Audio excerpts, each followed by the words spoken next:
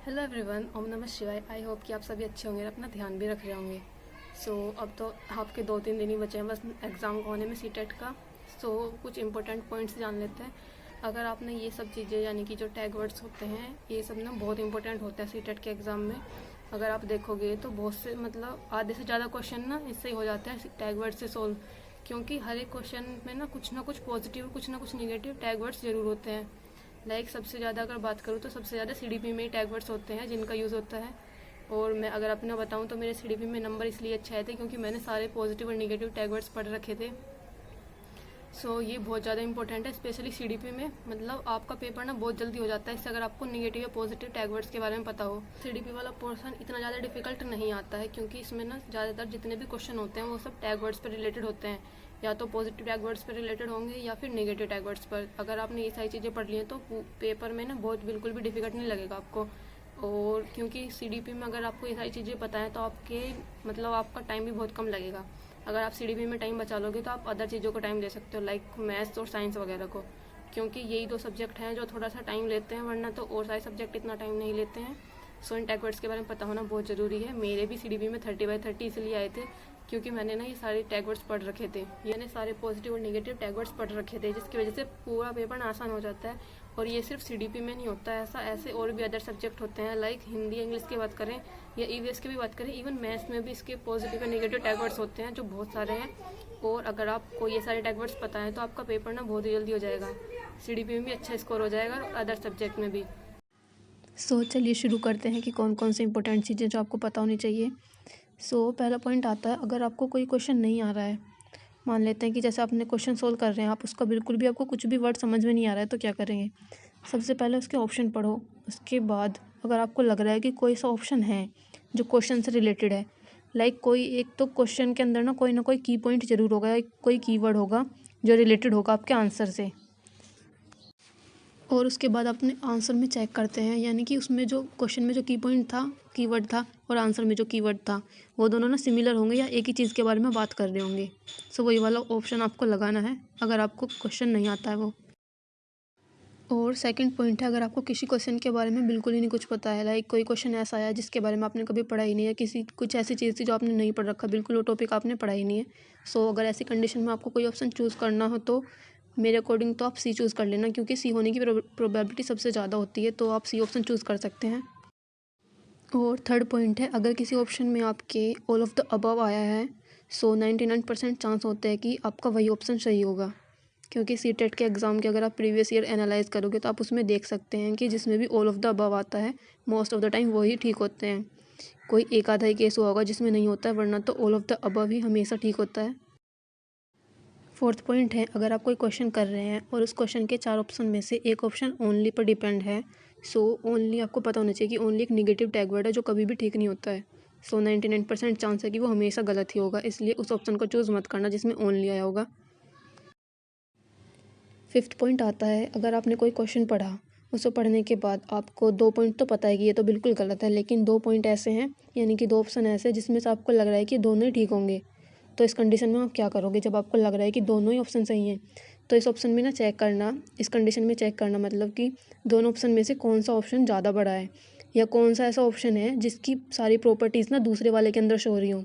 Like एक option तो होगा जो दूसरे वाले की सारी प्रॉपर्टीज़ को अपने अंदर ले रहा होगा, आपको वही वाला ऑप्शन चूज़ करना है जो बड़ा होगा और दूसरे वाले की सारी प्रॉपर्टीज़ उसके अंदर होंगी।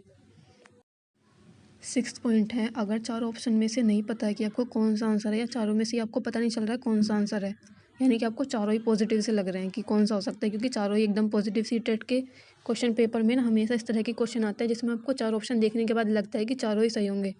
ऐसी कंडीशन में आपको बड़े वाला पॉजिटिव ऑप्शन चेक करना है और उसी को चूज़ करना है।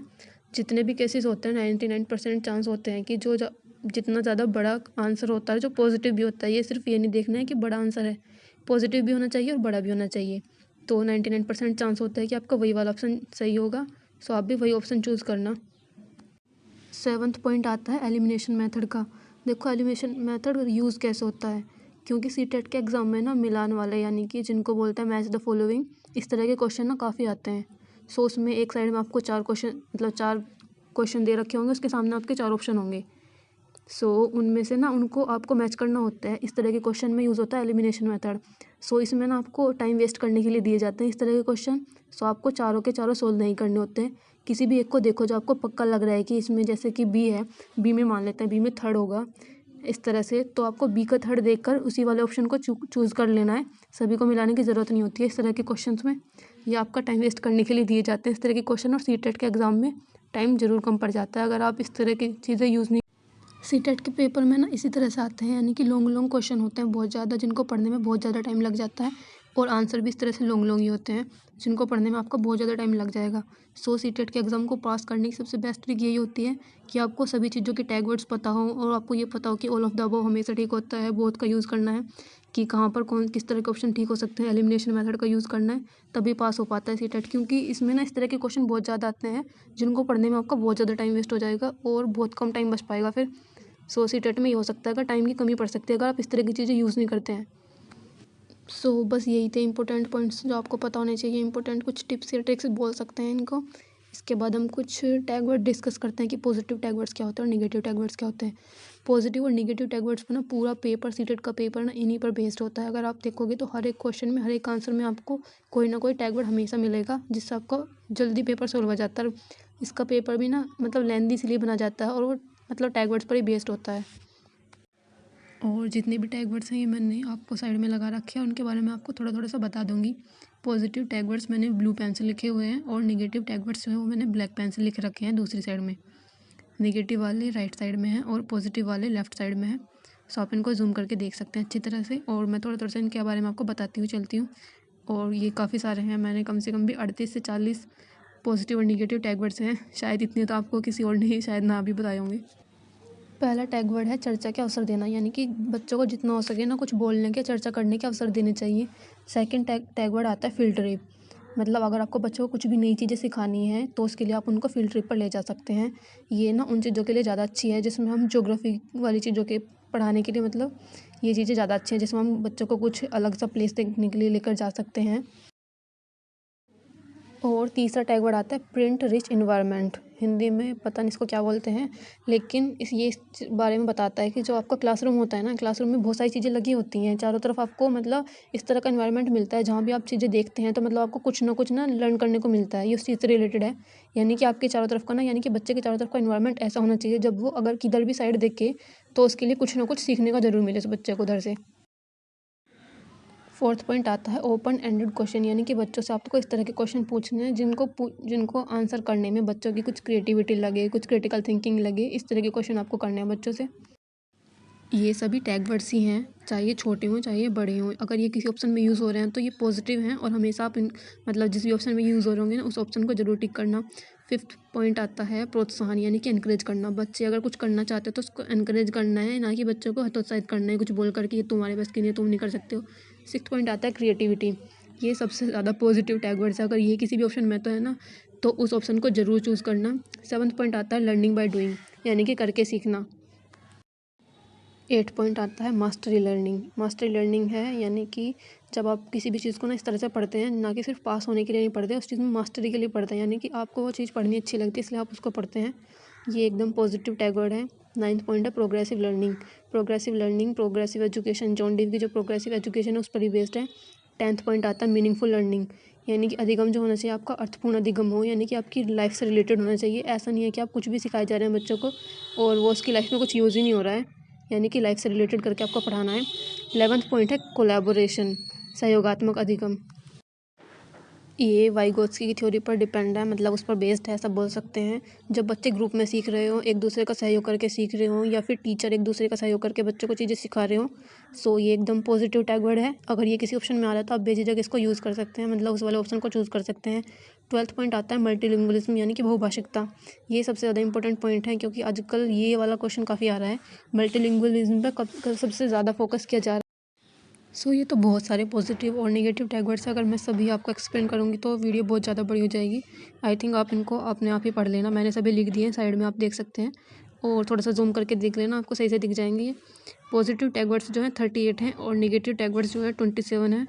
और नेगेटिव टैग वर्ड्स मैंने ब्लैक से लिख रखे हैं, पॉजिटिव वाले ब्लू से लिख रखे हैं। सो आप इनको पढ़ लेना अच्छे से एग्जाम में जाने से पहले। अगर आपकी मतलब किसी ने अभी तैयारी अगर नहीं भी की है ना, सो 1-2 दिन में अगर आप वो इन सभी टैग वर्ड्स को अच्छे से पढ़ लेते हैं ना, तो पेडागोजी के सारे क्वेश्चन ईजिली हो जाएंगे, क्योंकि हर एक क्वेश्चन ना टैग वर्ड पर ही डिपेंड होता है। अगर आप खुद ही देख सकते हैं किसी भी क्वेश्चन को, फैक्ट वाले तो क्वेश्चन इसमें ज़्यादा आते नहीं है सीटेट। सो बस ये सारी चीज़ें पढ़ लेना, जितने भी टैग वर्ड्स मैंने बताए हैं इनको अच्छे से याद कर लेना कि कौन से पॉजिटिव टैग वर्ड्स हैं, कौन से नेगेटिव टैग वर्ड्स हैं। और मैंने सिर धोया था इसलिए मैं बाल खोल कर धूप में बैठी हुई थी। ये मैं इसलिए बता रही हूँ क्योंकि फिर कुछ लोग नेगेटिव कमेंट्स करने लग जाते हैं, इसलिए।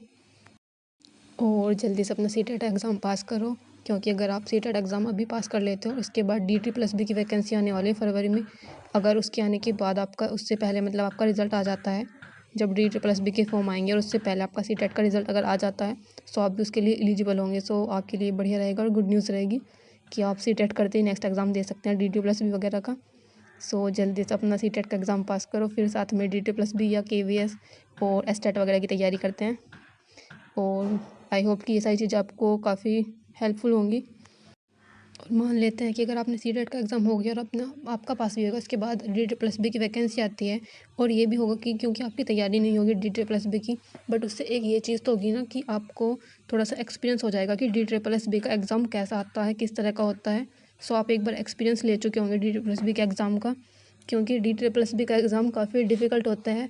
इसमें क्या होता है, क्वेश्चन मतलब अगर आप एक क्वेश्चन को फ्लिप करके दूसरे क्वेश्चन पर चले गए हैं, तो फिर आप पिछले वाले यानी कि लास्ट वाले क्वेश्चन पर दोबारा नहीं जा सकते हैं। नेगेटिव मार्किंग होती है, बहुत सारी चीज़ें होती हैं इस एग्ज़ाम में। सो बहुत ज़्यादा डिफ़िकल्ट पड़ता है ये इस वजह से बच्चों को।